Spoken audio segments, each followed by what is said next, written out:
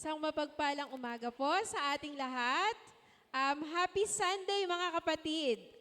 Isang kagalakan na muli tayo po ay magkasama-sama dito sa ating bahay-sambahan upang magpuri at magpasalamat sa ating Panginoon. So, bago po tayo magpasimula, maaari po bang mag-request na medyo punan po natin yung ibang upuan na nahandi dito sa harapan? Yan. Lalo na po dito sa side na ito. Yan. Maraming salamat po sa mga tutugon. Yan. Thank you po ang mga mababait nating mga kapatid. Thank you po. Yan. So bago po tayo magpasimula, may babasahin lamang po akong isang talata mula po sa mga awit 118 verse 24. O kahanga-hanga ang araw na itong si Yahweh ang nagbigay, tayo ay magalak, ating ipagdiwang. Sa bawat araw po ng pagising natin, sa bawat araw na tayo ay magbumulat ng ating mata, dapat po talaga lagi merong pagdiriwang sa ating mga puso. Lagi may pagpapasalamat. Ano man po yung mga hirap na pinagdaraanan, ano man po yung mga pasakit, maaring yung iba ay sobrang galak, maaring yung sobra ay sobrang lungkot, pero dapat po palagi may pagpapasalamat pa rin sa ating Panginoon. So sige po, inaanyayahan ko po ang lahat na tumayo upang tayo po ay manalangin. Panginoon namin Diyos na makapangyarihan sa lahat, nagpupurit, nagpapasalamat po kami sa walang hanggang kadakilaan mo po sa aming buhay. Maraming salamat Panginoon sa patuloy na pagbibigay mo sa amin ng mga bagay na hindi namin inaasahan, Lord. Mas marami pa po yung ibinibigay mo kesa po sa mga bagay na hindi namin kailangan, Lord. Salamat Panginoon kasi palagi mo po kaming ginagabayan, iniingatan, lalo na po ang aming mga mahal sa buhay. Maraming salamat po sa mga blessings na aming natatanggap. Maraming salamat po sa kagalingan, sa pamilya, at higit sa lahat Panginoon, maraming salamat dahil meron kaming ganitong gawain Panginoon. Salamat kasi meron kaming bahay-sambahan na anytime pwede naming lapitan at pwede kaming dumulog sa iyo, Panginoon. Salamat, Panginoon, dahil meron kaming oras upang sama-samang magpuri at magpasalamat sa iyo, Panginoon. Sa umagang ito, Lord, dinadalangin po namin ang pagsama mo sa aming pananambahan, Panginoon. Samahan mo po kami mula po sa umpisa hanggang sa kami po ay magtapos. Ikaw po, Panginoon, ang pumagitna, Lord. Ikaw po ang mag-bless, Panginoon, sa lahat ng gaganap, Panginoon. Mula po sa mga singers, musicians, dancers, at higit lahat, Panginoon, sa maghahatid po ng mensahe, Panginoon, ng iyong mensahe. Bigyan mo po siya, Panginoon, ng karunungan upang mas lalo naming maunawaan kung ano po ang nais mong maiparating sa amin, Lord. Gabayan mo kami, Panginoon, at ikaw po ang maluwalhati namin sa umagang ito. Sa pangalan po ng aming Panginoong Jesus. Amen. Sabi nga, this is the day that the Lord has made. Let us rejoice and be glad. Sama-sama po tayo magpuri at umawit sa ating Panginoon.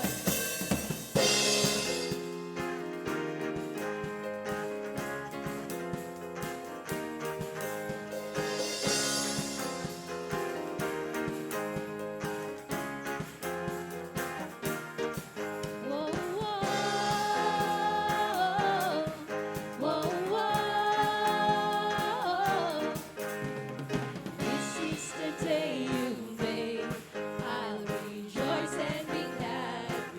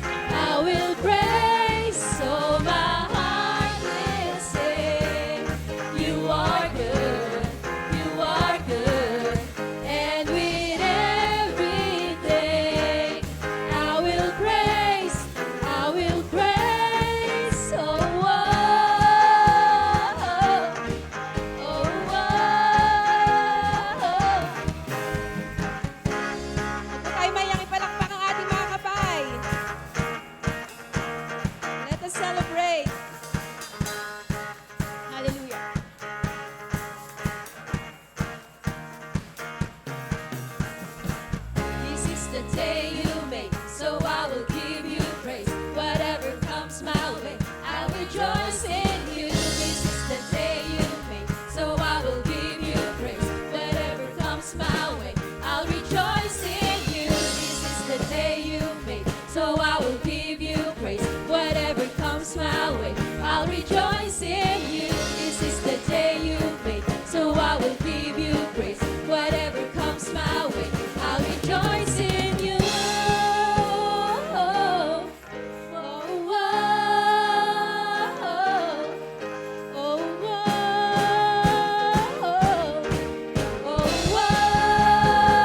oh.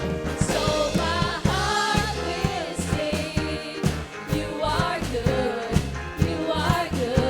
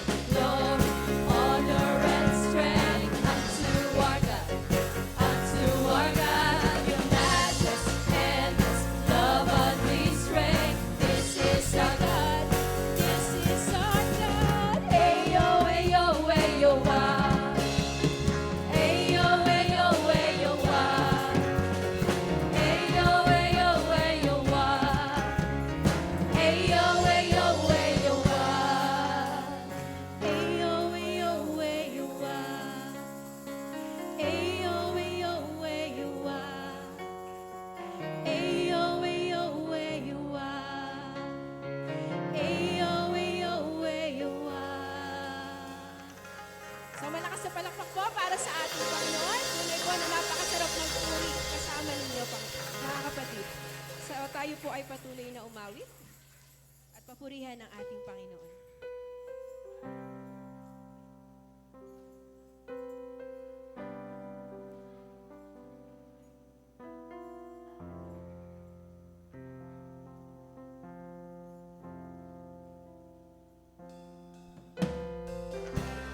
Hallelujah, Lord Jesus.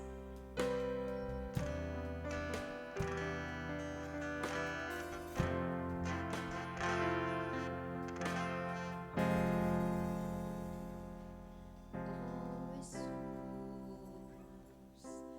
Ikaw lamang ang buhay ko.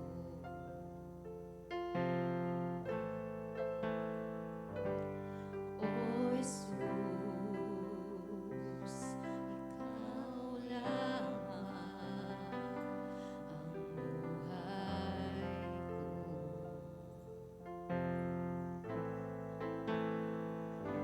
Ikaw ay sapat, wala nang iba. Kaligayahan ko, kaganapan ko, O Jesus. Ikaw lamang, sa'yo lamang sumasamba, magpupuri, maglilingkod sa'yo. Ikaw ay tapat, sa'yo magtitiwala sa habang buhay. Ikaw lamang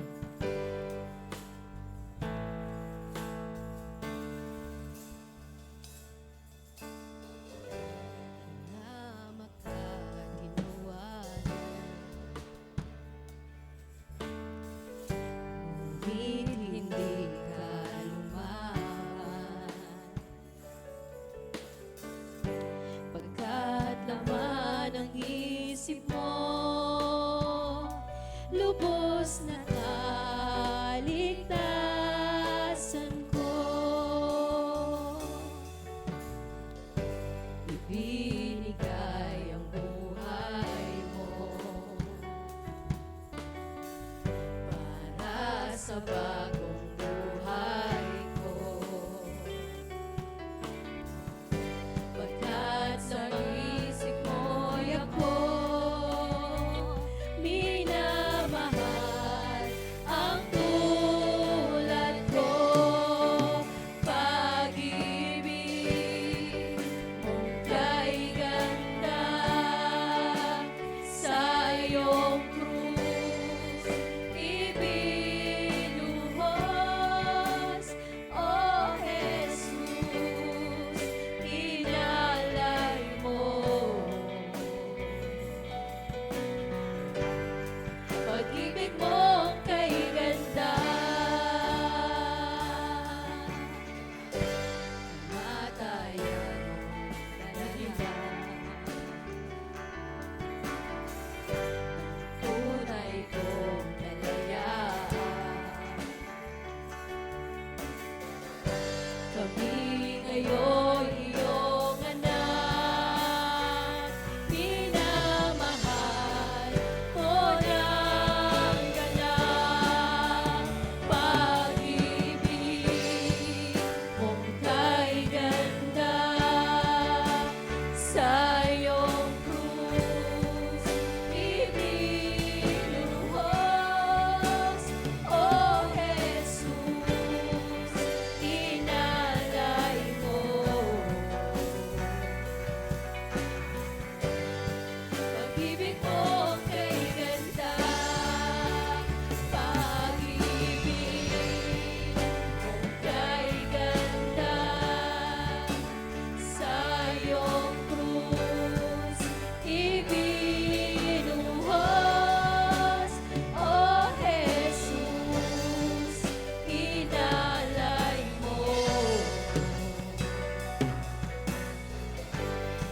Pag-ibig mo kay ganda, ako'y sa iyo, ako'y nilaban mo, ikaw lamang ang kailangan ko, mabubuhay sa biyaya ng pag-ibig mo kay ganda.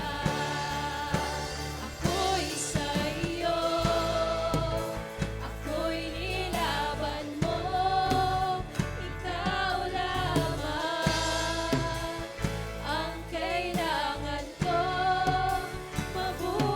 mabubuhay sa biyaya ng pag-ibig mo kay ganda. Ako'y sa iyo, ako'y nilaban mo, ikaw lamang ang kailangan ko, mabubuhay sa biyaya ng pag-ibig mo kay ganda. Pag-ibig mong kay ganda sa iyong krus ibinuhos, O Jesus, inalay mo. Pag-ibig mong kay ganda,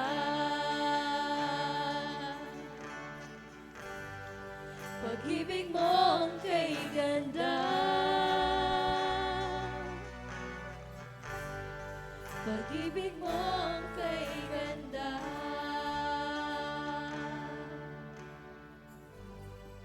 Wala na pong mas gaganda pa, Panginoon, sa lahat ng bagay kung hindi yung pag-ibig na inialay mo sa amin. Maraming salamat po, Lord, sa lahat po ng ginawa mo sa amin. Wala pong katumbas, hindi po namin kayang tumbasan yung ginawa mo sa amin, Panginoon. Pero nawa, Lord, kahit sa simpleng pag-aawitan, napapurihan ka namin, Panginoon. naluwalhati ka namin, Panginoon. Naitaas ka po namin, Panginoon. Sa iyo po, Panginoon, ang lahat ng papuri, lahat ng pasasalamat at pagkakita. Sa makapangyarihang pangalan po ng aming Panginoong Yesus. Bigay po natin sa Kanya ang pinakamataas na pagpapalagay.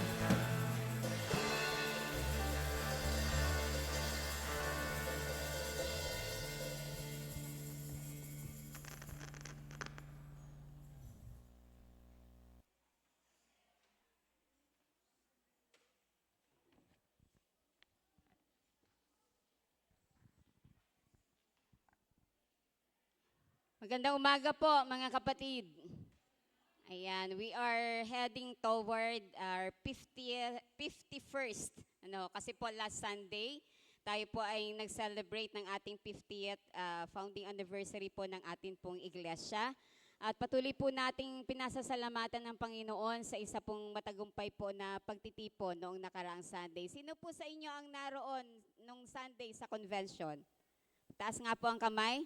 So yung iba po, wala. Pwede po bang bigyan po natin ng malakas po na palakpak? All glory belongs to our God, na siya pong naging dahilan ng atin pong matagumpay po na pagdiriwang. So salamat po sa Panginoon. So kung paano po niya tayo kinabayan sa loob po ng 50 taon, tayo po ay naniniwala na ang ating Diyos ang patuloy na sasama sa atin. At hindi po natin alam kung hanggang kailan, kung kailan darating si Lord. Pero salamat sa Panginoon sapagkat alam ko po na hindi po niya tayo pababayaan. So sa umaga pong ito, ay napansin niyo po na wala po si Pastor sapagkat yun nga po once a month, baka po may magtanong sa akin, hindi ko na po kayo isa-isang sasagutin. So siya po ay nasa Pangasinan bilang kanya pong monthly visit bilang district superintendent po ng Pangasinan province. Mga iglesia po ng IRM po doon. So tayo po ay magpapatuloy sa atin pong pag-aaral ng kanyang mga salita. Tayo po'y saglit na manalangin mga kapatid. Tayo pong lahat ay yumuko. Aming Diyos, aming Ama na makapangyarihan sa lahat. Naririto po ang bawat isa po sa amin. Patuloy na kumikilala sa iyong habag, sa iyong biyaya, sa aming mga buhay.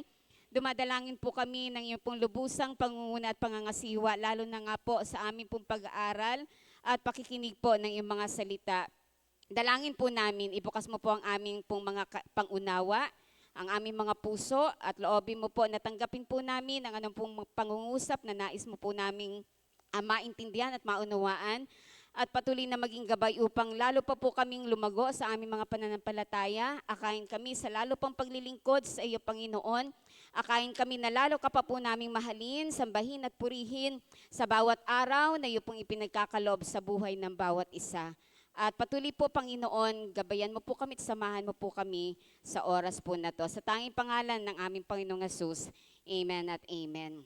So ang ating pong Panginoong Hesus ay tinatawag po nating isang miracle working God. Tama po ba?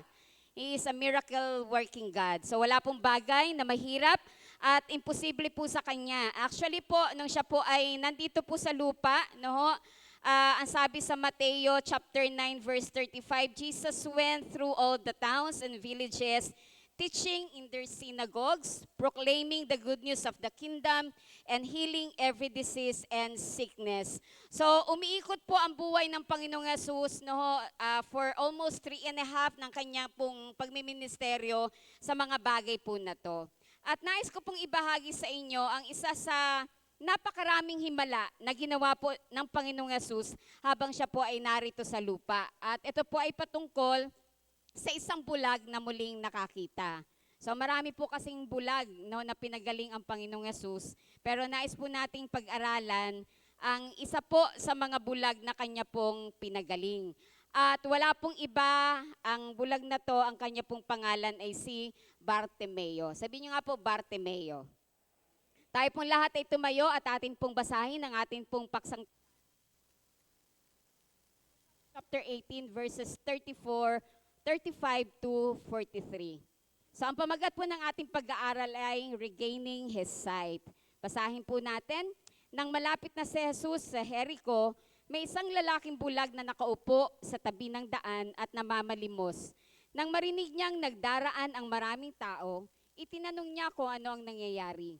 Nagdaraan si Jesus na taga Nazaret, sabi nila sa kanya. At siya'y sumigaw, Jesus, anak ni David, mahabag po kayo sa akin. Sinaway siya ng mga taong nasa unahan, ngunit lalo pa niyang nilakasan ang pagsigaw, "Anak ni David, mahabag po kayo sa akin." Tumigil si Jesus at ipinatawag ang bulag. Paglapit ng bulag ay tinanong siya ni Jesus, "Ano ang gusto mong gawin ko para sa iyo?" "Panginoon, gusto ko po sanang makakitang muli," sagot niya. At sinabi ni Jesus, "Makakakita ka, pinagaling ka ng iyong pananampalataya." No, hindi nakakita ang bulag at nagpupuri sa Diyos na sumunod kay Jesus, nang makita ito ng mga tao, silang lahat ay nagpuri sa Diyos. So pinagpala po tayo ng Diyos sa pagkabasa po ng kanyang mga salita. Maaari na po tayong makaupo. As I said po earlier, ang pamagat po ng ating pong pag-aaral ay Regaining His Sight. So ang aklat po ni Lucas ay syempre po isinulat po yan ni Dr. Lucas. Mababasa po natin yan sa Lucas chapter 1 verse 1. Ang aklat po ng Lucas ay tinatawag po nating historical narrative, no ho? So more on mga ano po siya, mga salaysay, mga kwento. At ang aklat din po ng Lucas ay kabilang po sa tinatawag nating synoptic gospels. Kabilang po dito ang Mateo at Lucas. Pero ang Mateo, Marcos, Lucas ay tinatawag din pong gospels of the New Testament. So ito po yung tatlong aklat na makikita po natin sa pagpapasimula po ng Bagong Tipan. So tinawag po silang gospel sapagkat ang aklat po ng Mateo, Marcos, Lucas, Juan ay isinulat po yung tinatawag nilang good news o mabuting balita ng buhay, ng kamatayan, at ng muling pagkabuhay ng ating Panginoong Yesus na siyang salalayan po ng ating kaligtasan. So si Lucas po, as I mentioned earlier, ay isa pong doktor at siya po ay isang hintil. No ho? So ang aklat ng Mateo isinulat para sa mga Hudyo. Ang aklat po ng Marcos isinulat para sa mga Roman audience. Pero ang Lucas po ay isinulat sa tinatawag po nating broader Gentile audience. So yun po yung mga pagkakaiba po nila. So sa tala po ni Lucas, pag binasa po natin yan, wala po tayong mababasa na pangalan ng bulag. Pero kapag tinignan po natin ang ibang tala po niyan sa aklat po ng Mateo at sa aklat po ng Marcos, mababasa po natin sa aklat ng Marcos na ang kanya pong pangalan ay Bartimeo. Nais po natin pag-usapan ang 4 na bagay sa pamagat na Regaining His Sight. Una, nais po nating i-discuss Bartimeo's condition. Pangalawa, Bartimeo's action. Pangatlo, Bartimeo's cure, and pang-apat po, Bartimeo's decision. So yun po yung atin pong pag-aaralan sa umaga pong ito. Talakayin po natin ang unang bagay, Bartimeo's condition. Ano po ba ang kalagayan ni Bartimeo? No, mababasa po natin yan sa verse 35. Ang sabi po ng verse 35, nang malapit na si Jesus sa Jericho, may isang lalaking bulag na nakaupo sa tabi ng daan at namamalimos. Ano po ang kalagayan ni Bartimeo? So napakalinaw po na nakalagay po dyan. Siya po ay isang bulag. Yan.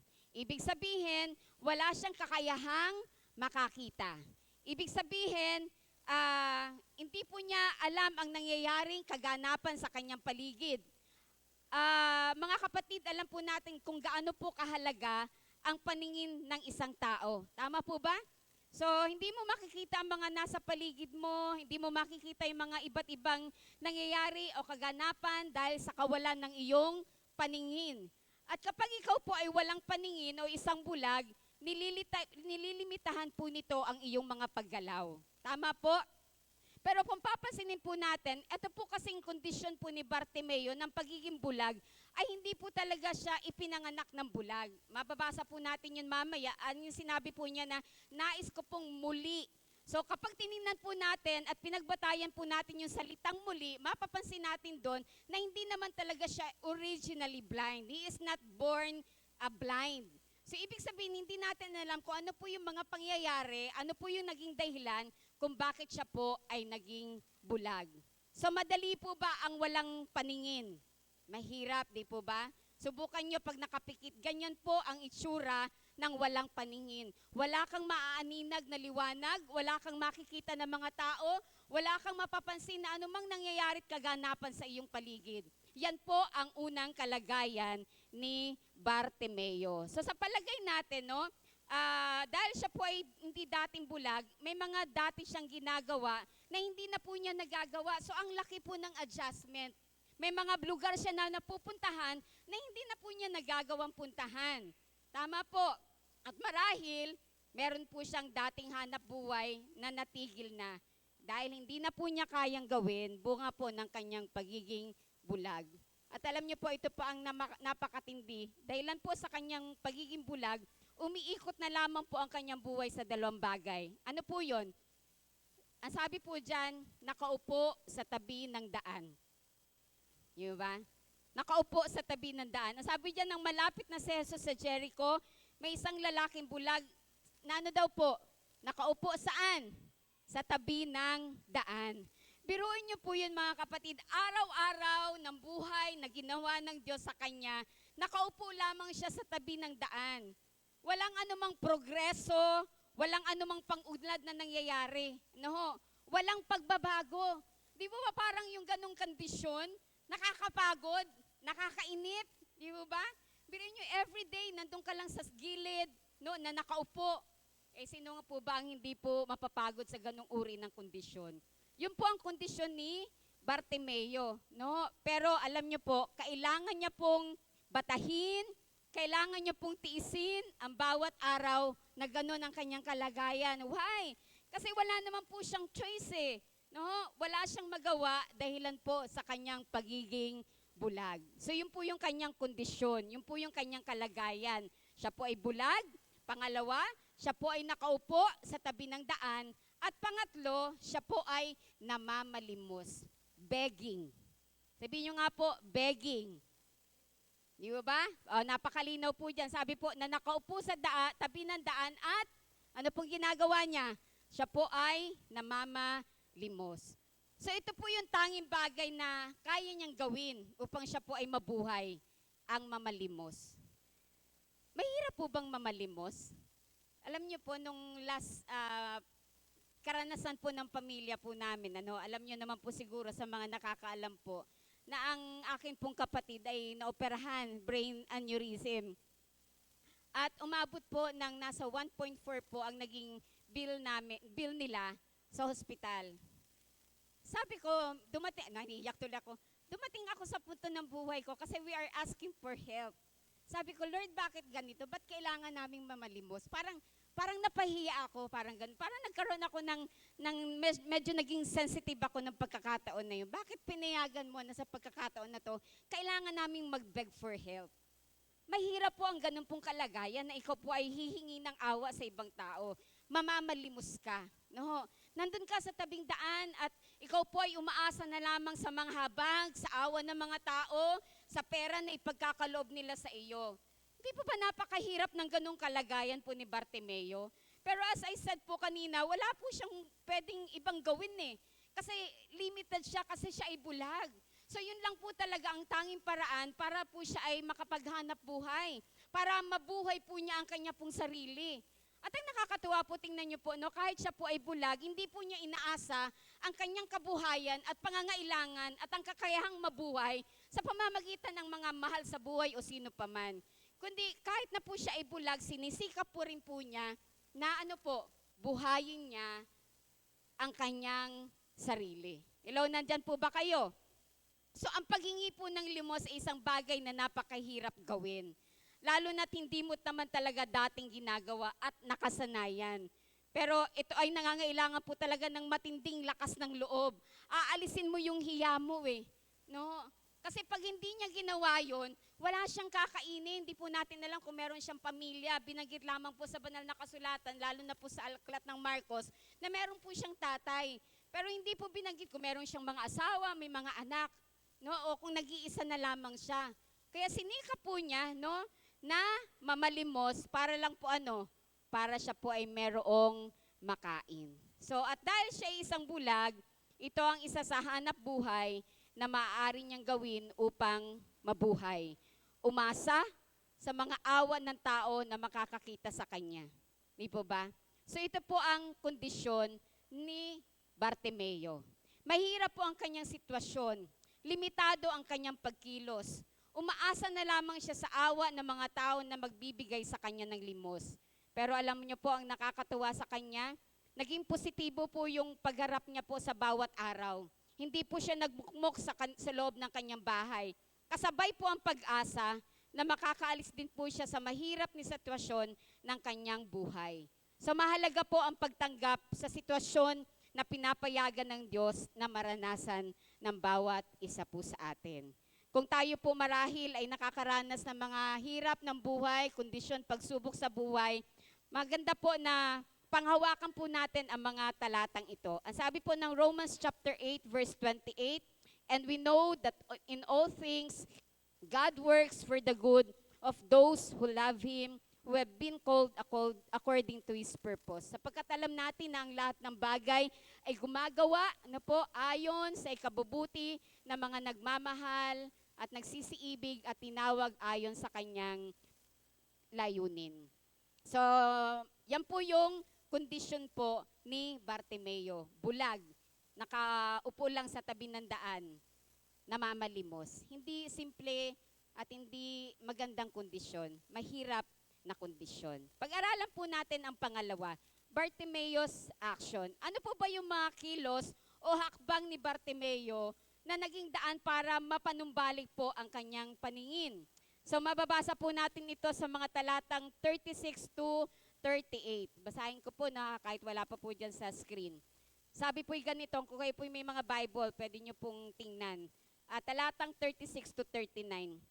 Nang marinig niyang nagdaraan ang maraming tao, tinanong niya kung ano ang nangyayari.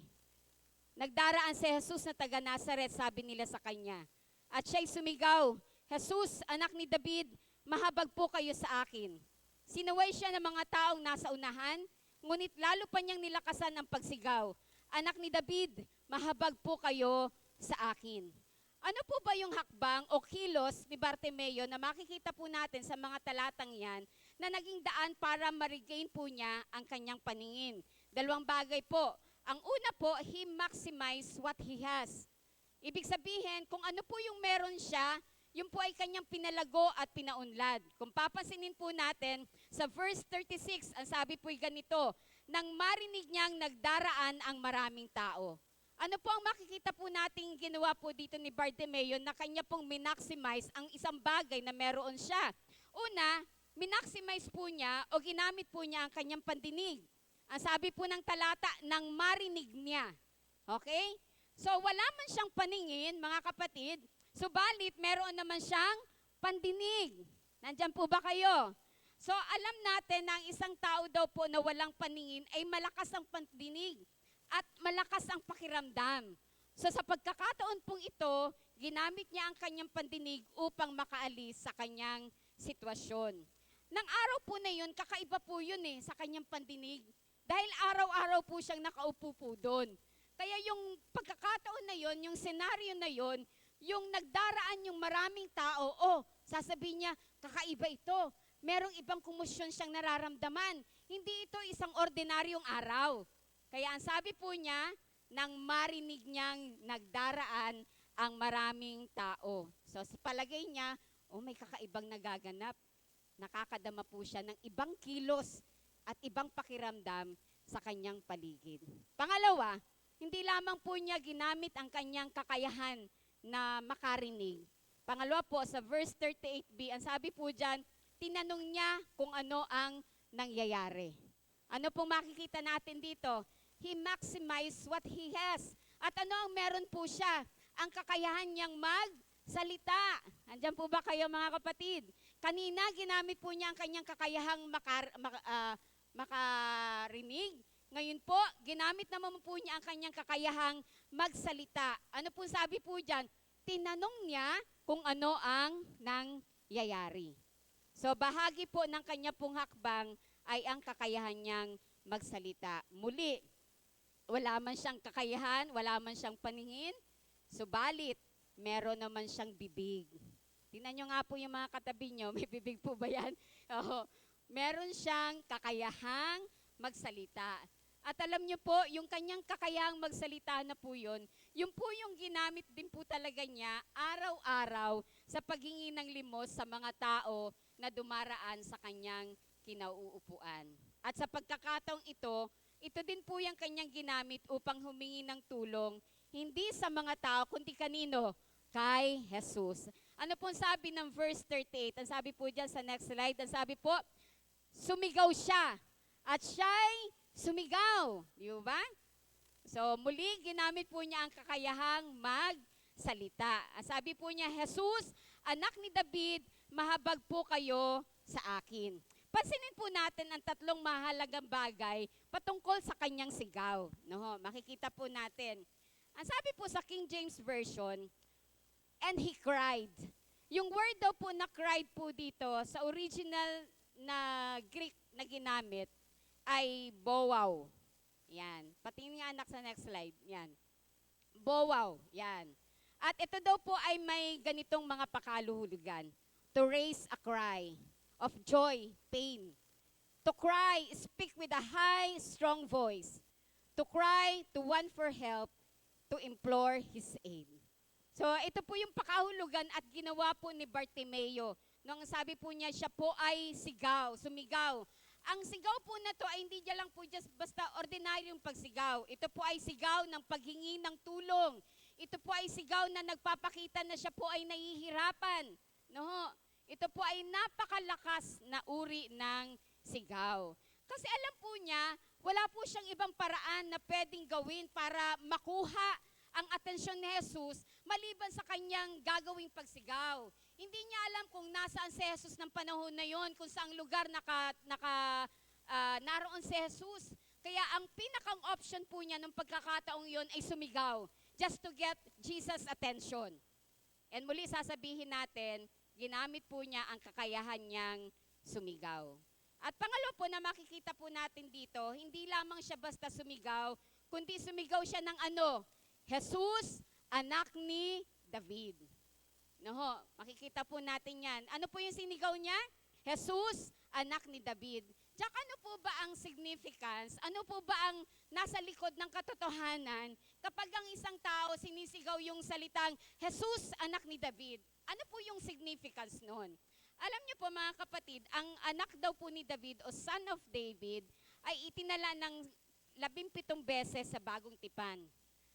Ito daw po ay nangangahulugan na kapag ang isang tao, pakinggan niyo pong mabuti, kapag ang isang tao ay tinawag na anak ni David, o halimbawa kung sino man ang tinawag ni anak ni David, siya po ay tinutukoy na siya ang Mesiyas, ang tagapagligtas.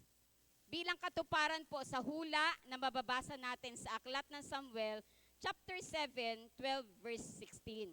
So, ibig sabihin, hindi lamang po ito isang simpleng pahayag o pagpapakita lamang ng pinagmulan ng salinlahi ni Jesus. Ibig sabihin, nung sumigaw si Bartimeo ni Jesus, anak ni David, sinasabi niya, Jesus, Mesiyas, ang aming tagapagligtas. Yun po yung sinasabi niya. Ibig sabihin, nananampalataya po siya na si Jesus ang ipinangakong tagapagligtas na matagal na nilang hinihintay na hinula ng mga propeta sa lumang tipan.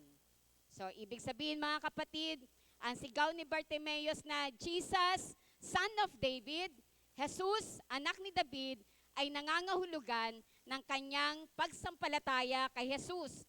Na si Jesus ay hindi lamang isang ordinaryong tao, si Jesus ay hindi lamang isang guro, si Jesus ay hindi lamang isang propeta, kundi si Jesus ang ipinagakong tagapagligtas, ang Mesiyas, na kanila pong matagal nang hinihintay.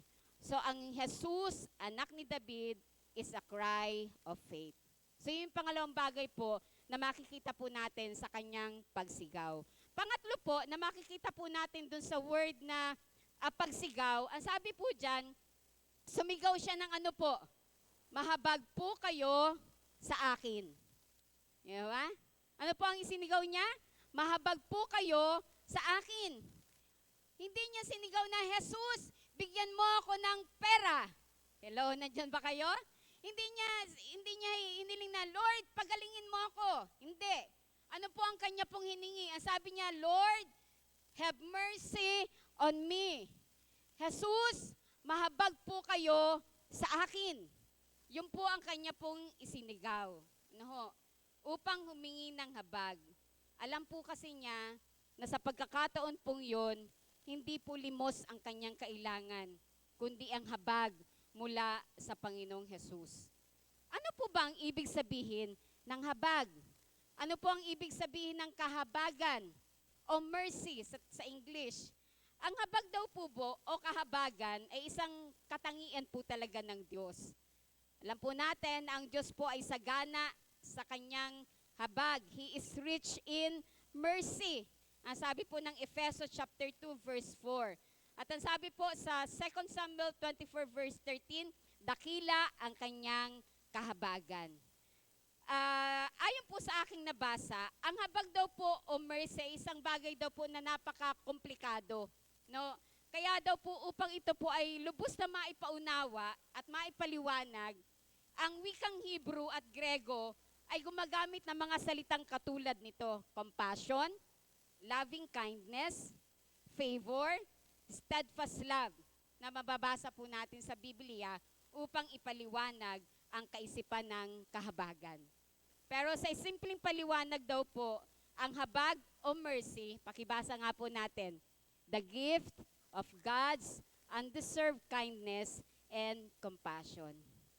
Alam po ni Bartimeo, hindi niya deserve ang habag ni Jesus.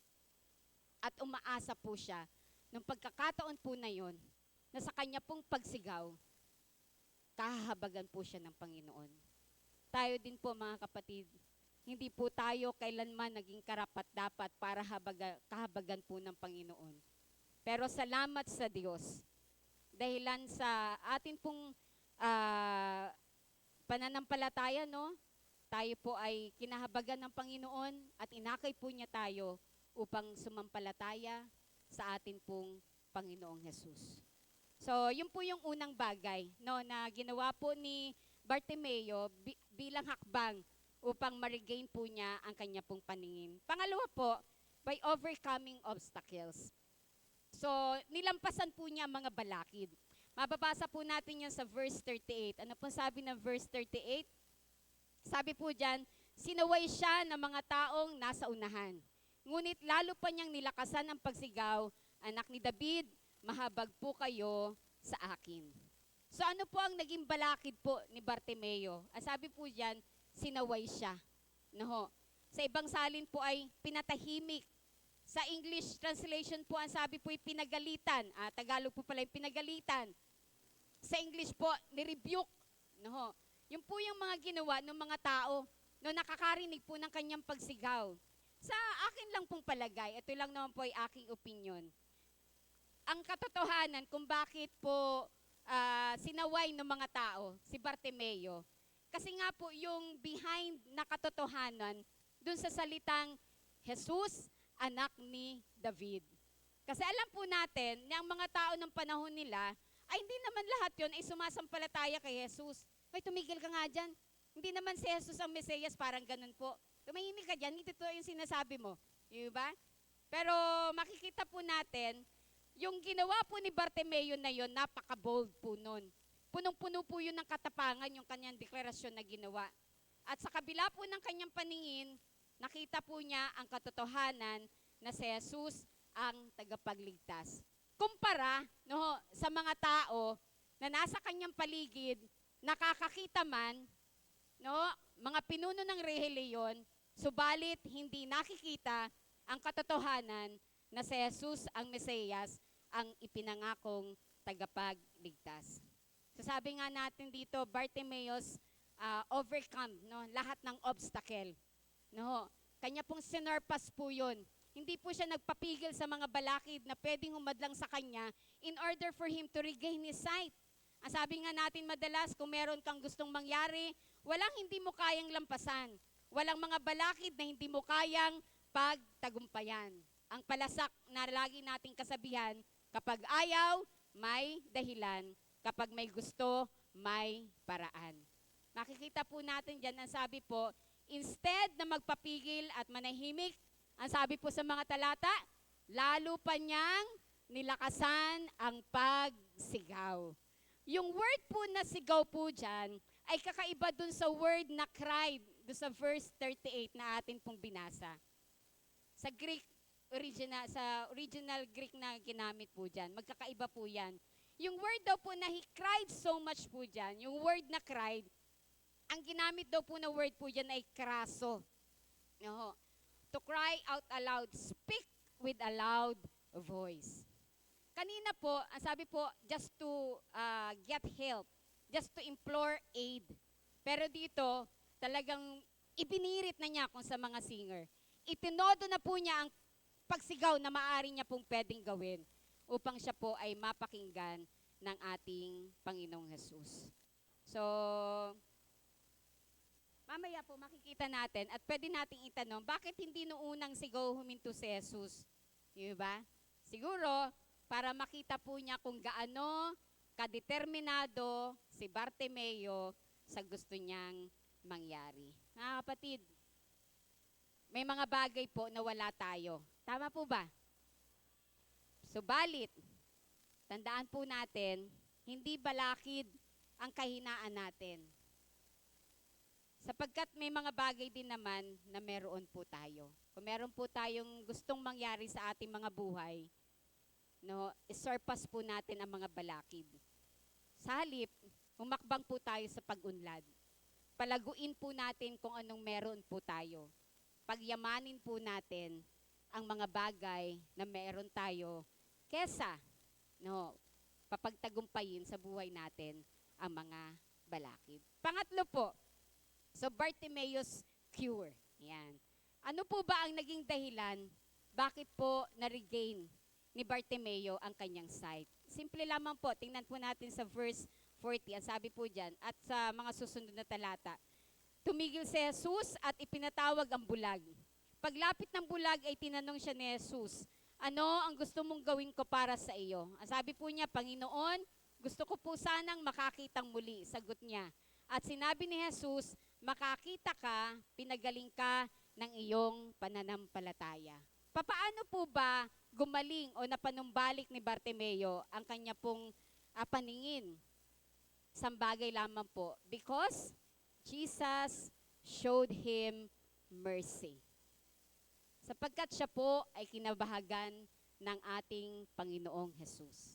Ang tanong, paano po ba ipinakita ni Jesus ang kanyang kahabagan kay Bartimeo? 4 na bagay po mga kapatid. Andiyan pa po ba kayo? Malapit na po tayong matapos. Nakikinabang po ba tayo mga kapatid? So, paano po ipinakita? Ito po kasi yung alam niyo po, kahit nagaano kalakas ang kanyang sigaw, kahit gaano katagal ang kanyang sigaw, kung hindi po siya kinahabagan ng Panginoong Yesus, hindi po niya mariregain ang kanyang paningin. So, it is the cure. Ito po talaga yung naging lunas at naging paraan para ma-regain po ni Bartimeo ang kanya pong paningin. Pero ang tanong po sa atin, sa mga talatang atin pong babasahin at binasa, papaano po ipinakita ng Panginoong Yesus ang kanyang habag? 4 na bagay po. Una, verse 40. Ang sabi po dyan, tumigil si Jesus. Ano ho? So ang pagtigil po ni Jesus mula sa kanyang paglalakad ay nangangahulugan na napakinggan po niya ang sigaw na Bartimeo. No? Alam niyo po, nakoth ni Bartimeo ang atensyon ng atin pong Panginoong Jesus. Tandaan po natin mga kapatid, si Jesus po busy. Tama po? Marami pong sumusunod sa Kanya. Marami mga tao na nakapaligid sa Kanya. At ang sabi po, siya po nun ay naglalakad. Ang sabi po ng talata, siya ay dumaraan. Pero nung sumigaw sa Bartimeo, ano po ang ginawa ni Jesus? Siya po ay tumigil. Pero nagtatanong ako, at katulad ng katanungan ko po sa inyo kanina, bakit kaya hindi nung unang sigaw? Ilang beses po ba sumigaw si Bartimeo? Di ba 2? Pero bakit hindi nung una? Hindi ho kanya narinig yon? Bakit inintay pa niya na sumigaw pa siya ng pangalawa? Di po ba? Andiyan po ba kayo mga kapatid? O pag-aralan po ninyo pagdating niyo sa bahay. Bakit nung pangalawa pa? Bakit hindi nung una? Di ba? Bakit inintay pa nung pangalawa? Di ba? Pero sabi ko nga po sa inyo kanina, marahil, ang intensyon talaga ng Panginoon, makita niya kay Bartimeo kung gaano siya kadeterminado. despite the fact na marami pong humahadlang at maraming balakid sa kanyang paligid. Pero sabi nga natin, una, tumigil si Jesus. Jesus showed him mercy by giving him his attention. Mahalaga po ba ang attention?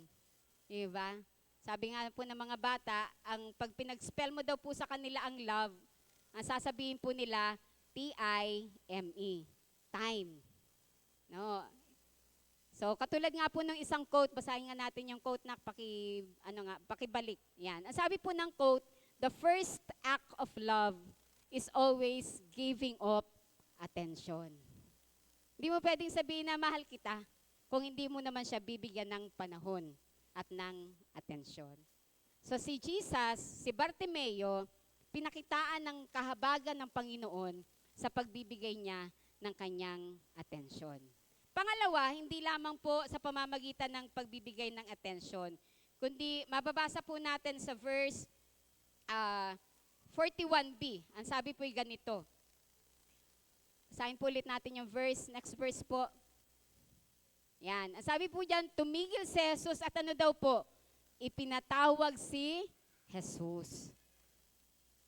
Grabe, di mo ba? Pwede kasing tumigil lang si Jesus. Tapos na. Di mo ba? Pero ano pong sabi ng talata? Narinig ni Jesus ang sigaw, kaya ano pong ginawa ni Jesus? Tumigil siya. At nung siya'y tumigil, ano pong ginawa niya? Ipinatawag po niya ang bulag. Ano po ang sabi po sa verse 40b? So, ipinakita po ng Panginoong Yesus ang kanya pong habag kay Bartimeo by giving him an opportunity of personal encounter. Hello, nandyan po ba kayo? Diba? Mga kapatid, tandaan po natin, no? Sabi ko nga po sa inyo kanina, marami pong gustong makipag-usap, marami pong gustong makatagpo ang Panginoong Yesus. Pero sa pagkakataon pong ito po ang isang bagay na ipinakita at ipinadama po ng Panginoong Yesus kay Bartimeo. So tinawag siya. Ibig sabihin, ibinubukas po niya ang pagkakataon para magkaroon po sila ng pagtatagpo, ng inkwentro ng ating pong Panginoong Yesus. Having a personal encounter with the Lord Jesus Christ. No? Kaya po siya ay ipinatawag. So, tandaan po natin, no, bulag si Bartimeo, no? Hindi niya alam na narinig siya ni Jesus. At hindi rin niya alam na tumigil ito. Tama po ba? Nalaman na lamang niya, marahil, nang may lumapit sa kanya at sinabi sa kanya, ipinatatawag ka ni Jesus. So, mga kapatid, alam po ng Panginoon na mahihirapan si Bartimeo na makalapit sa kanya. Kaya sabi po ng ibang talata, nag-utos po siya na dalhin sa kanya si Bartimeo. Grabing kahabagan ng Panginoong Jesus. So hindi lamang po siya tumigil sa paglakad, kundi ipinatawag niya si Bartimeo. Ito ay isang napakagandang pagkakataon na makatagpo niya ang tagapagligtas, ang Panginoong Jesus. So nagkaroon po siya ng pagkakataon na makausap. Pangatlo po, hindi lamang po personal encounter, hindi lamang po by giving him his attention. Pangatlo po, sa verse 40b hanggang verse 41. Ano po ang sabi po dyan? Paglapit ng bulag, ay tinanong siya ni Jesus, ano ang gusto mong gawin ko para sa iyo? Panginoon, gusto ko po sanang makakitang muli. Papaano ipinakita ng Panginoong Jesus ang kanyang mercy kay Bartimeo? By giving him an opportunity to commune with him. Hindi ba alam ni Jesus kung anong gusto ni Bartimeo? Tanong. Hindi po ba niya alam? Sa palagay ko, alam po niya. Diba? Kasi nga sabi natin, nalalaman ni Jesus ang lahat ng bagay. Kahit nga po ang naiisip natin, kahit ang nilalaman ng ating puso, wala po tayong maitatago sa Panginoon. Pero bakit tinanong pa niya? Ano ang gusto mong gawin ko sa iyo? Diba? Kasi po, binibigyan po niya ng pagkakataon si Bartimeo na makipag-usap sa kanya. Alam niyo mga kapatid, kung ano po ang provision ng Lord para tayo po'y makipag-ugnay sa kanya? Panalangin. Nandiyan po ba kayo? Ang tanong po, minamaximize niyo po ba itong dakilang provision na ito na makausap po ninyo ang ating Panginoong Jesus, ang ating tagapagligtas? o kinatatamaran natin? Nandiyan po ba kayo mga kapatid? Kumusta po ang inyong mga pananalangin? So si Bartimeo po, kinahabagan siya ni Jesus, ipinakita po niya ang mercy niya kay Bartimeo by giving him an opportunity to commune with him. Makipag-usap. Diba? Sinabi pa niya, ano bang gusto mong gawin ko sa iyo? Alam naman niya yon, pero hinayaan niya na sabihin ni Bartimeo mula sa kanyang puso kung ano ang gusto niyang mangyari. At pang-apat po, Jesus showed him mercy sa verse 42, no, sa pamamagitan po ng pagpapagaling sa kanya. So ano pong sabi diyan? At sinabi ni Jesus, makakakita ka, pinagaling ka ng iyong pananampalataya noon di nakakita ang bulag. So yun po yung mga bagay na nagpapakita kung paano po ipinakita ng Panginoong Yesus ang kanya pong habag kay Bartimeo. No? By giving him his attention, by giving an opportunity na makipag-commune, by giving an opportunity na makatagpo ang Panginoong Yesus, at ang patuloy po na kagalingan na kanya pong ninanais. Mapapansin po natin dito, balikan lang po natin na bago po tayo pumunta sa huling bahagi po ng ating pong mensahe. Yung pansinin po ninyo yung sabi po niya dito na Panginoon. Yung word na Panginoon. Kanina po, ang confession ni Bartimeo, Jesus, Son of David, have mercy on me. Pero ngayon, nang makausap na niya ang Panginoong Yesus, ang sabi niya, Panginoon. So he really admitted at talaga pong sinampalatayanan po niya na si Jesus ay Diyos. Kapag tinignan po natin yung Greek word po dyan, ang Greek word po na ginamit dyan sa Lord o Panginoon is kurios. No, ibig sabihin, supreme authority, God, Lord, Master. At ang title po na to ay ipinagkakaloob sa Diyos. Ibig sabihin, si Jesus ay kinalala po talaga ni Bartimeo na Diyos. No? So Jesus is God. At naranasan po niya ang kagalingan instantly. Lakpakan nga po natin ng Panginoon sapagkat grabe po talaga ang kanyang habag sa bawat isa po sa atin. At panghuli po, Bartimeo's decision. So ano po ba yung naging bunga nang na-regain na po ni Bartimeo ang kanyang kagalingan? Dalawang bagay lang naman po. Una, nagpuri siya sa Diyos. Ano pong sabi ng verse 43? Pakikon nga po yung verse 43. Ano pong sabi niya? Noon di nakakita ang bulag at ano pong ginawa niya? Nagpupuri sa Diyos. Tayo po ba sa lahat ng mga biyaya at pagpapala, nasusumpungan po ba tayo ng Panginoon na palagi ang nagpapasalamat at nagpupuri sa Kanya? Ang sabi po ng mga awit 118 verse 12 to 13, ano kaya ang maigaganti ko sa Panginoon sa lahat ng kabutihan niya sa akin? Sasambahin ko ang Panginoon at maghahandog ako sa Kanya ng pasasalamat sa Kanyang pagliligtas sa akin. Mga kapatid, tandaan po ninyo, hindi lahat po ng nakaranas ng kagalingan at himala ng Panginoon ay nagpuri sa Kanya. Ang isa pong magandang halimbawa po niyan, yung siyam na kitongin na Kanya pong pinagaling. Kaya nga po, sabi niya, asan na yung siyam? Di ba 10 ang aking pinagaling? Ang sabi niya, pero bakit isa lang ang nagbalik? Diba? Pero alam niyo po, isang magandang ugali ni Bartimeo na kanya pong ginawa, bunga ng kagalingan na kanyang naranasan, siya po ay nagpuri sa Diyos. At yun po yung hinihintay din po sa atin ng Panginoon na ating gawin sa Kanya. Pangalawa po, hindi lamang po siya nagpuri, kundi ang sabi po sa verse 43 na mga talata, sumunod siya kay Jesus. Ano pong sabi dyan? No, hindi nakakita ang bulag at nagpupuri sa Diyos na ano daw po? Na sumunod kay Jesus. So dapat po, lahat po talaga ng mga pagpapalat gawa ng Diyos sa buhay natin, inaakay po talaga tayo nito para sumunod palagi sa Panginoon. Tayo nga po mga tao, lagi ang gusto natin, Lord, bigyan mo ako nito, pagpalain mo ako, pagpalain mo ako, pagpalain mo ako. Pero yung pagsunod na inaasahan ng Diyos sa bawat isa sa atin, hindi naman natin magawa. Di ba parang kawalan ng utang na loob po yun sa Panginoon? Ang lakas ng loob nating manalangin na pagpalain mo ako, pagtagumpayin mo ako, bigyan mo ako ng ganito.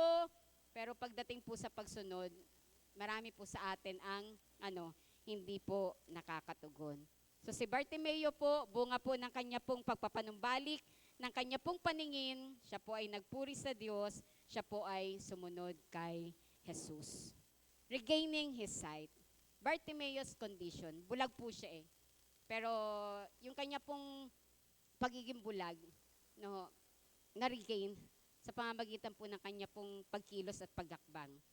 At tawag doon, ni-reward naman ng Lord ang kanya pong paghakbang. Pinakitaan po siya ng kahabagan ng Panginoon. At dahil po sa habag ng Panginoong Yesus, gumaling po si Bartimeo. Sa ating pagtatatapos, bagamat maraming tao po ay physical na bulag, no, katulad ni Bartimeo, pero alam niyo po mga kapatid, ang banal na kasulatan po ay mga tinatawag na spiritual blind. Spiritual blindness. Nakakakita, no, pero sila daw po ay tinatawag na spiritually blind. Bakit po? Ang sabi po ng 2 Korinto chapter 4 verse 4, binulag ng Diyos ng sanlibutang ito ang mga pag-iisip ng mga hindi nagsisampalataya upang sa kanila'y huwag sumilang ang kaliwanagan ng ebanghelyo ng kalulatian ni Kristo na siyang larawan ng Diyos. Ang picture po nito ay ang mga pareseyo, mga pinuno ng reliyon ng panahon na yun, sila ay nakakakita.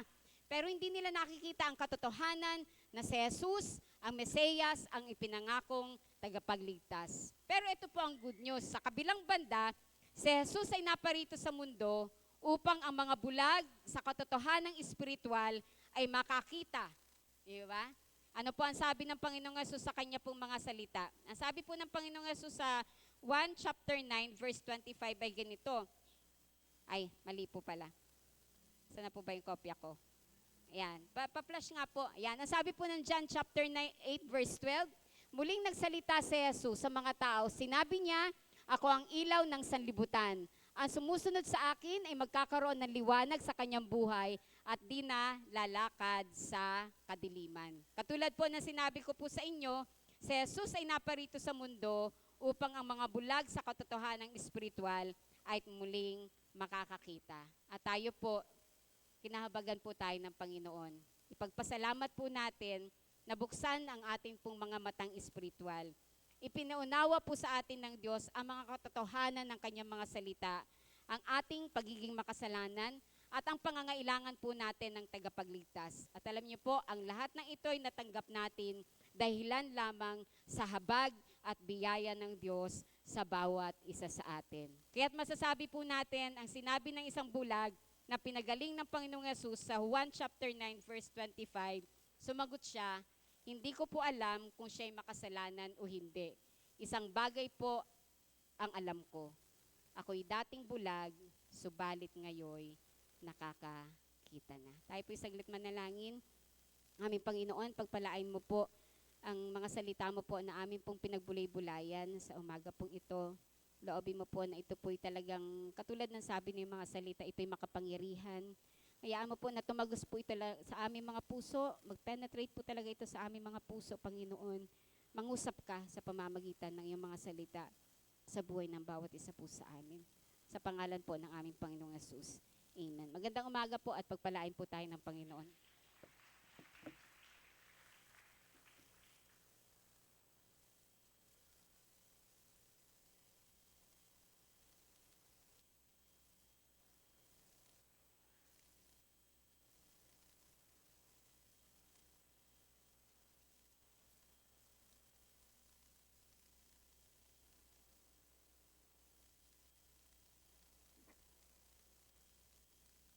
Dako na po tayo sa ating paghahandog. Buksan po natin yung ating mga Bible sa Kawikaan chapter 3 verse 9 and 10.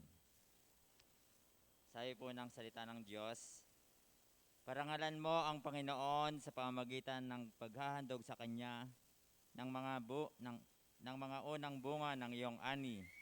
Kapag ginawa mo ito, mapupuno ng ani ang iyong mga bodega at aapaw ang inumin sa iyong mga sisidlan. Hallelujah. Tayo po'y manalangin. Kinikilala namin, Panginoon, na Ikaw ang nagkakaloob sa amin ng lahat ng bagay na aming nagagamit sa aming pamumuhay. hinihiling namin, O Diyos, na patuloy kang maghari sa aming puso, sa aming bulsa, Panginoon, upang patuloy ka naming maparangalan. Huwag mo pong hayaan na ang bawat sa amin ay maging Panginoon ang aming sarili sa aming mga tinatangkilik. Kundi, O Diyos, mabigyan ka namin ng karangalan sa lahat ng aming tinatangkilik, sa aming mga pinagtrabahuhan, sa aming mga kinikita.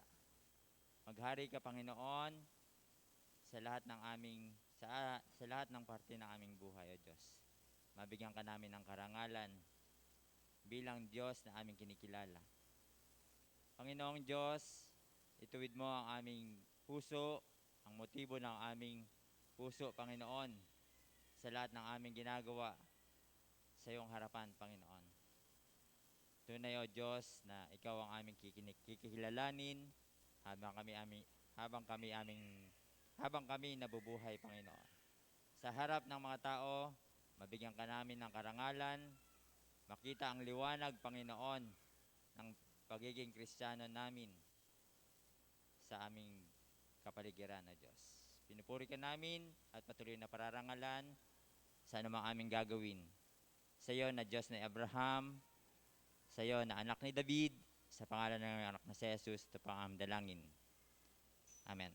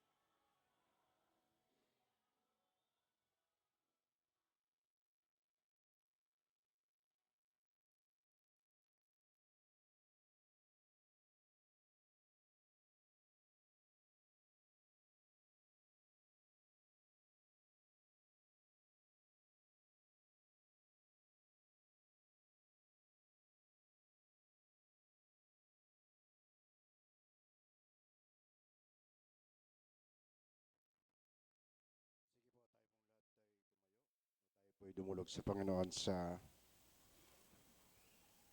umagang ito.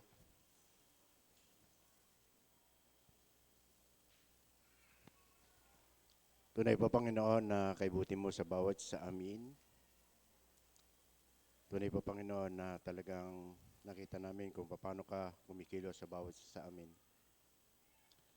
Kaya sa umagang ito, narito po ang bawat isa, patuloy na dumudulog sa iyo. May kanya-kanya kaming karaingan, Panginoon. Nawa ay dinggin mo ito sa tamang pagkakataon. Tulungan mo kami, Panginoon, sa panahon na parang naguguluhan kami. Tingnan namin, Panginoon, kung paano ka kabuti sa bawat sa amin. Sa kabila ng aming mga pagkukulang, Panginoon, alam namin na sapat ang biyaya mo sa bawat sa amin. Kaya sa umagang ito, narito po ang bawat isa na patuloy meron kaming dinudulog sa iyo.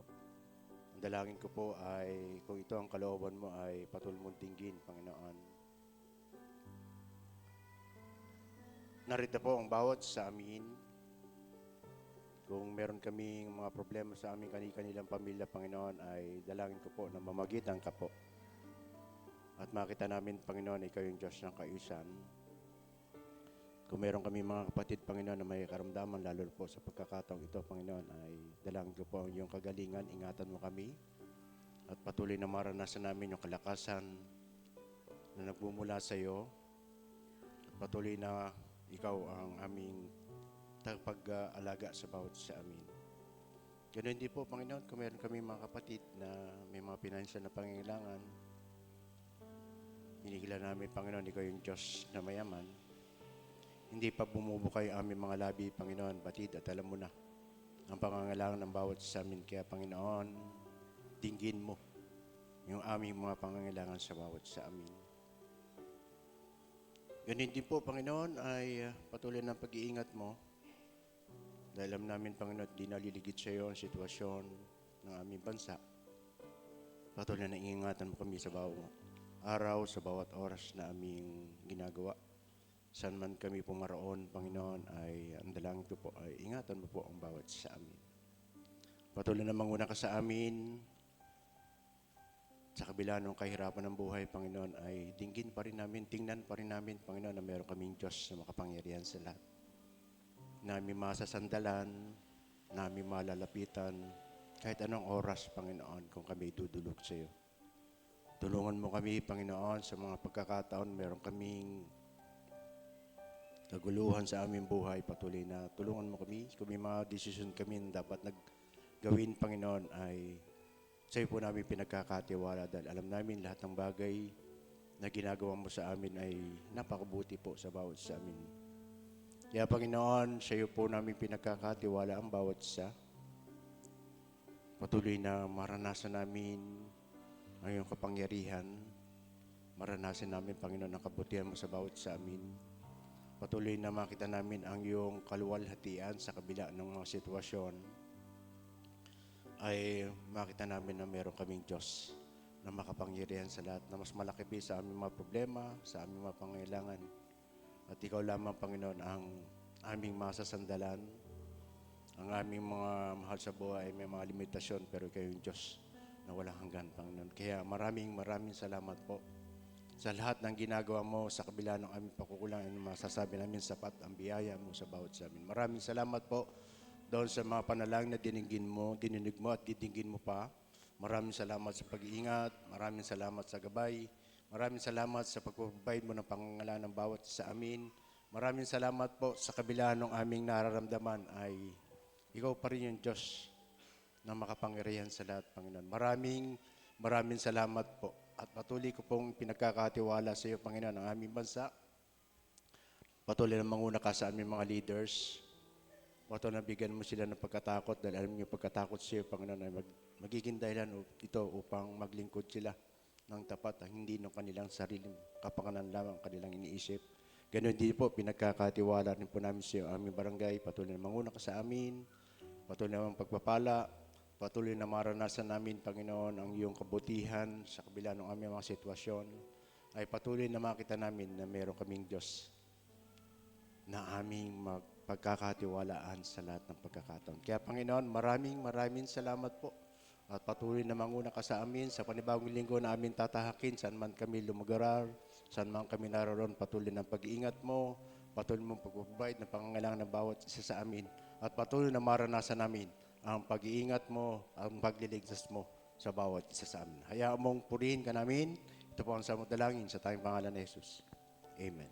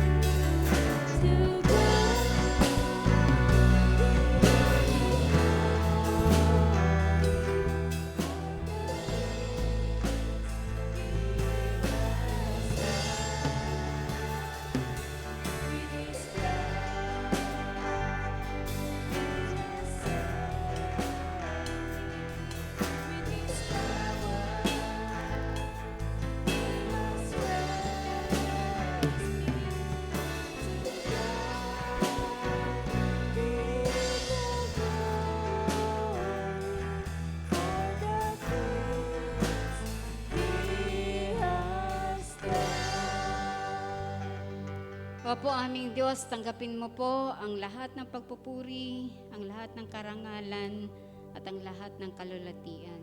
Marami pong salamat sa umaga pong ito, na muli po ay pinagkalooban mo kami ng pagkakataon na makadako sa iyong bahay-sambahan upang sa lugaring ito, sambahin, luwalhatiin ang iyong dakilang pangalan. Panginoon, sa amin pong pasamantalang pagtatapos ng iyong gawain, dalangin po namin na sa panibagong linggo ng aming mga buhay, iparanas mo po sa amin ang iyong mayamang pag-ibig, iparanas mo po sa amin ang iyong overflowing blessing, iparanas mo po, Panginoon, sa amin ang pagtatagumpay, i-bless mo ang lahat ng gawa ng aming mga kamay, at Panginoon, sa bawat araw ng aming buhay, piliin at sikapin po namin, itanghal, luwalhatiin ang iyong dakilang pangalan. Sa tanging pangalan po ng aming Panginoong Hesus, tayong lahat ay magsabi ng Amen. Palakpakan po natin ang Panginoon. Magandang umaga po sa ating lahat. Kakaupo po tayo mga kapatid at panoorin lang po natin ang ilan pong mga highlight ng nakaraang anniversary.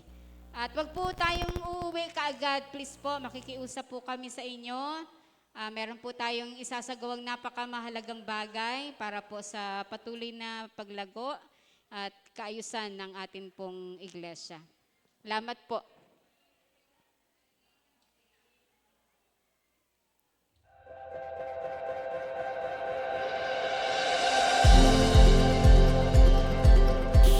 God is faithful, 58 and beyond.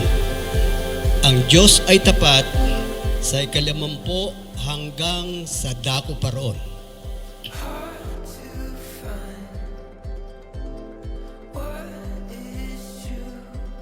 Ang sabi ng Matthew 16 verse 18, sabi ni Jesus Christ, "Upon this rock I will build my church, and the gates of Hades shall not prevail against it." Pagpalain po kayo ng Panginoon, maligayang ikalimampung anibersaryo po.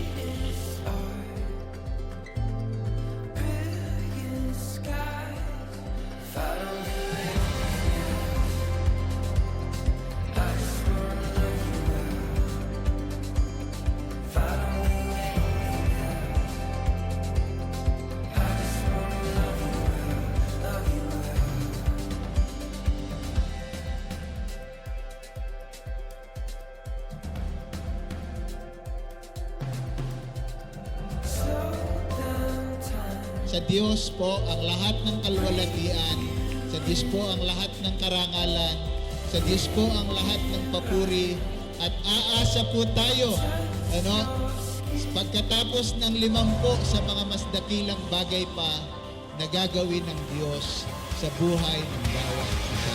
Again, happy anniversary.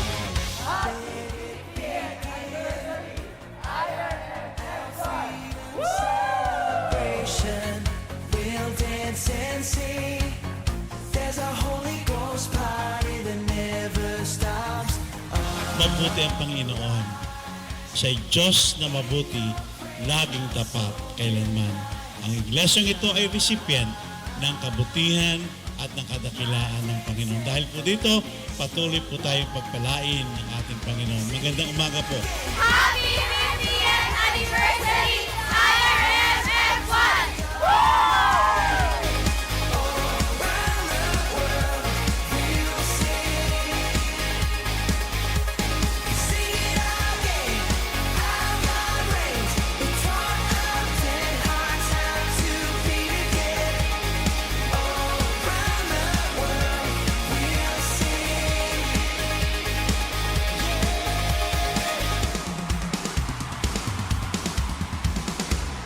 Kaya pinupuri ko po ang Panginoon sa napakagandang selebrasyon po na ito. Kahanga-hanga po ang inyong paghahanda at pagpapasalamat sa ating pong Panginoon. Mula po sa Bulacan District 1 at sa kabuuan ng bawat manggagawa at iglesia, akin pong ipinababatid ang malugod na pagbati. Happy 50th anniversary, IRMF1!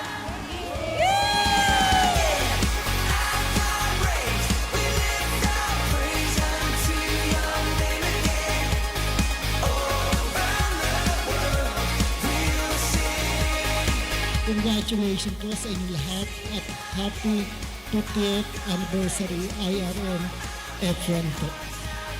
Happy anniversary, IRM F1! God is faithful, 50 years and beyond!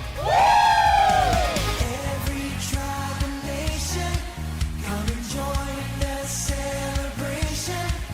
Every heart and generation, sing, let it begin, let it begin. Every tribe and nation, come and join the celebration. Every heart and generation, sing, let it begin, let it begin. Sing it all again. Our God reigns. We lift our praise unto young men again. All around the world we'll sing. Sing it all again. Our God reigns. We taught our dead hearts how to beat again. All around the world we'll sing.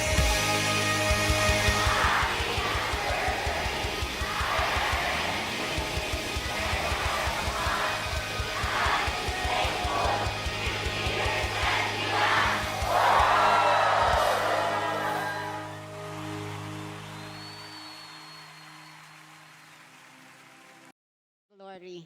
So, salamat po sa Panginoon. So, mga kapatid, hindi naman po ito gano'n katagal na, mga hanggang 10 lang po siguro. So, sa oras po kasi na to, ang atin pong church, no, ho, every 2 years po kasi, 2 years po kasi ang tawag po doon, years ng tenure ng ating po mga local church council. So, pagdating po ng ikatlong kwan, nag-elect po tayo. Kaya po, ngayong umaga pong ito, after po nating mag-nominate ng mga nominating committee, which is sila po yung mag-i-screen, no, ng mga nominees na ipapasok po ninyo para iboto po natin probably by last Sunday po ng November o first Sunday po ng December.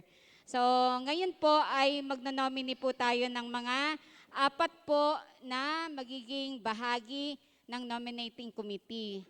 Hindi po maaaring ihalal at manominate ang mga membro ng local church council. So, i-assess po natin kung sino po ba talaga yung maaari pong maupo po dito na matagal na pong bahagi ng iglesia ng IRMF1. So, wala pong iboboto na mga membro po ng local church council. So, pwede na po tayong magsulat marahil kung meron po tayong, o magno-nominate po tayo. Pwede po kayong magpasok ng mga pangalan. Pagkatapos, isusulat po sa screen. So, pipili po kayo ng 4 dun sa mga ino-nominate po natin.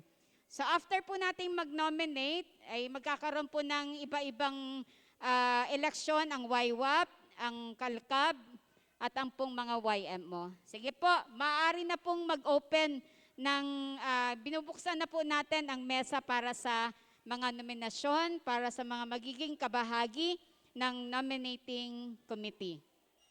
Pahingin ako ng mic. Sino po? Sige po, mga hanggang 6 po siguro. O, saka po tayo magboboto ng 4. O, si BJ. Pakisulat anak sa slide ko sino yung ino-nominate. I nominate Ate Krishna Chu as nominating committee. So, Krishna Chu, Sister Krishna Chu was being nominated. No? So, pakisulat.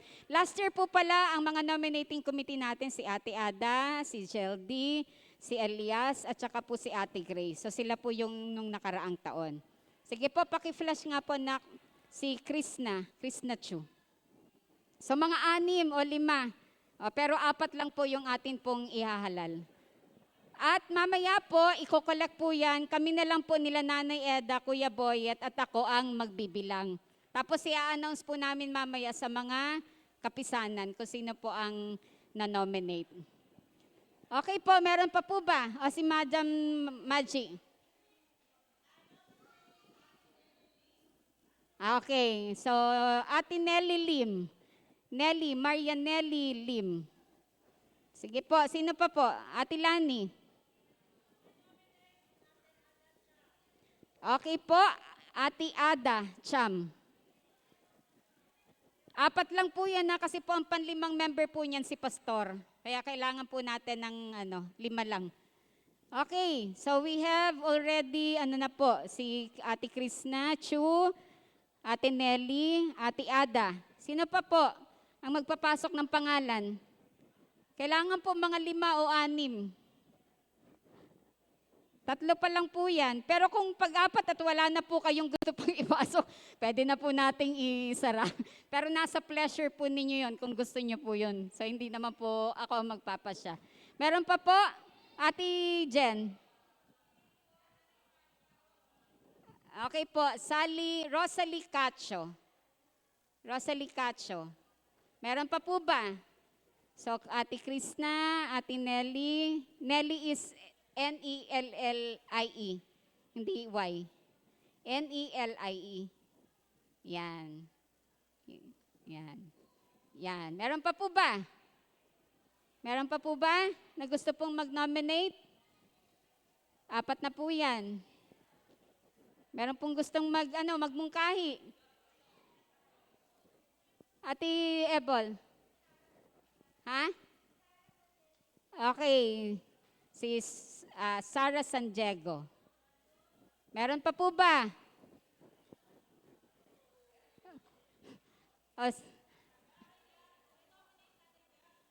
Daisy Cervantes. Wala na po bang gusto mo? Last. Ma'am Karen, Erica Goho Cruz. Ayan. So, okay. May mungkahi po ba? Baka gusto niyo na pong isara. Ate Ada. Okay po. So meron na pong mungkahi na isara ang palagayan, ang pagpasok ng mga pangalan. May pangalawa na. Okay po. So nasa inyo na po ang mga papel. So pumili po kayo. So lahat po tayo ay pipili ng 4 mula sa mga pangalan na yan. At ikokolekta po yan gamit po yung ating basket. Asan yung basket natin, madam? Bibilangin po namin ni Nanay Eda at ni Kuya Boyet, ha? Tapos, dadako po kayo sa inyo pong mga kanya-kanyang room para sa election po. Ang mga kababaihan po ay dito sa side na to, mamaya. Ang mga kabataan dito sa side. Sa kids room po, ang mga YMO, ang mga kalkab na for formality naman po, bahala na po silang umili ng kanilang lugar. Pagtapos na po kayo mag-fill up, taas niyo po yung kamay ninyo para makolekta po ng atin pong mga ushers ang inyo pong mga papel.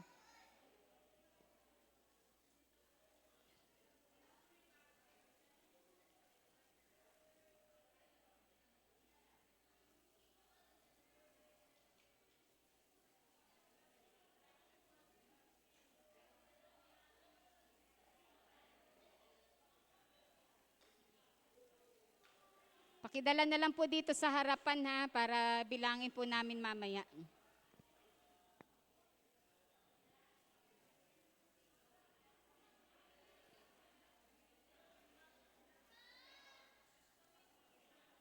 Pag finish na po, pakitaas ang kamay para i-collect.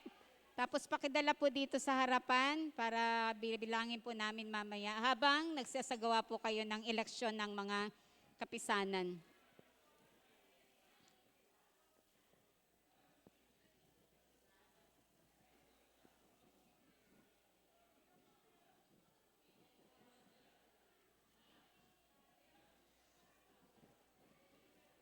Mga kapatid, sa mga nakatapos na pengi lang po ng pandinig po ninyo, sa susunod po na Sunday, mamimigay po tayo ng form para ilalagay po ninyo doon yung mga, hindi pa po pala, i-announce po by, tatanggap po tayo ng nominasyon mula sa unang linggo ng November hanggang second week ng November. So sila po yung i-screen ng LCC. Naho. So, at on the third Sunday po, mamimigay po tayo ng form para doon po ninyo ilalagay ang inyo pong mga nominado para sa iba't iba pong mga posisyon. Ipapaskil po natin dito yung mga pangalan ng mga na nominate para alam po ninyo kung sino po yung mga dapat nating iboto para sa iba't ibang posisyon ng kaanib ng local church council. Nakuha na po ba lahat ng pangalan? May nagsusulat pa po. Taas nga po kamay. Wala na po? O sige po. Kung wala na po, pakilagay na lang po dito sa harapan ang mga papel. At ang mga YMO po ay pinapakiusapan. Doon na po kayo sa kids room. At isagawa na po ninyo ang eleksyon ng inyong kapisanan, President, Vice President, Secretary, Treasurer, at saka po PRO. Tapos dito po sa side po na to ang mga kabataan. Dito daw po pala ang kabataan, nag-request po yung ano. Ay, sumunod tayo sa mga BJ. Nag-request sila, dyan na sila kasi mas marami sila. Gagamit daw po sila ng projector. Kaya makikiusap na lang po, lahat po ng mga kabataan dito, kababaihan dito sa side na to, YMO, sa kids room. Okay po. Pananabahan po next Sunday, dalawang service na po tayo. Calling, Kuya Boy at Chu, Nanay Eda. Nay, dito tayo, magbibilang po tayo. Face mask. Pengi.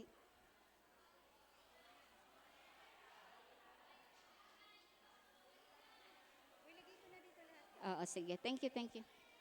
Calling, Kuya Boyet, Nay Eda. Arab, pengi nga ako anak ng tape ng tatlong mesa dito, tatlong upuan. Lahat po ng YMO, doon po sa baba, kids room, lahat ng kabataan, please po, maiwan po kayo. Ako mag-count ya?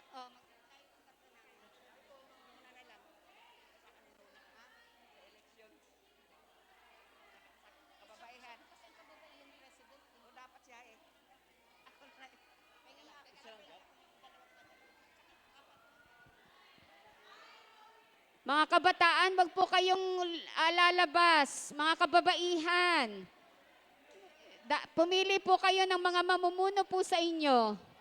Yan, wala pong uuwi.